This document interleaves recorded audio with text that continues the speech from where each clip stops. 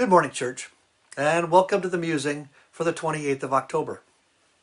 My name is Dave, and this week I'm going to talk about sin. Not sin in general, but a particular kind of sin, a particular category of sin. You might call it sin that isn't sinful. Let me explain. 1 Corinthians 8 begins with the words, "About food offered to idols." You see, it seems that some of the Christ followers in the city of Corinth were concerned. Corinth was still mostly pagan at that time, and the practice of sacrificing food items to pagan gods was fairly common. The priests of the pagan god in question would then take the meat and sell it in the public market in order to fund their operations.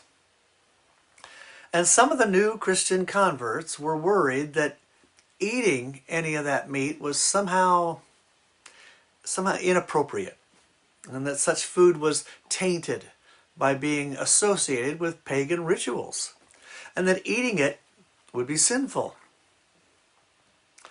The Apostle Paul had two things to say about this. His first point was that food which had been offered to idols was food. He pointed out that a pagan idol represents something that doesn't really exist, and that since the gods of the pagans were not real, there was no possible sin in eating meat which had been sacrificed to them. It was just meat.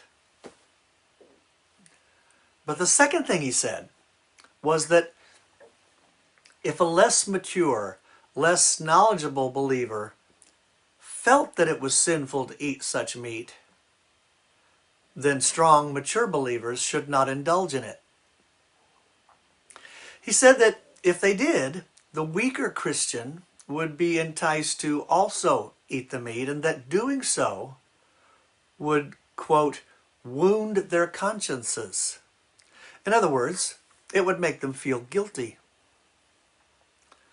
They would not have committed an actual sin, but they would feel as if they had. And somehow that would be virtually of equal harm to them. Paul says that if the immature Christian was led to do something that he mistakenly believed was wrong, it would damage him. In one translation, he says it would ruin him. Well, what does he mean? How can that be? Well, see if this makes sense to you. There is a barrier that is put up between us and God when we sin.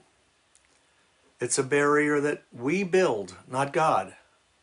The barrier exists within us, and it is made out of guilt. And seemingly, doing something we only think is sinful still creates that same kind of internal guilt barrier. In other words, if you think it's a sin, it kind of is. Going against your conscience is a barrier builder, even if your conscience is in error. The guilt which is created is real, even if the sin is not. And if that's the case, it is very important for Christians to take great care not to do anything that might lead others to go against their consciences, even if their consciences are mistaken, even if their understanding of sin is flawed. Instead, we should educate them, lead them, explain to them, help them to grow spiritually in their understanding. But until they do not tempt them to go against their current understanding of what's right. Do not cause them to stumble, even over imaginary obstacles.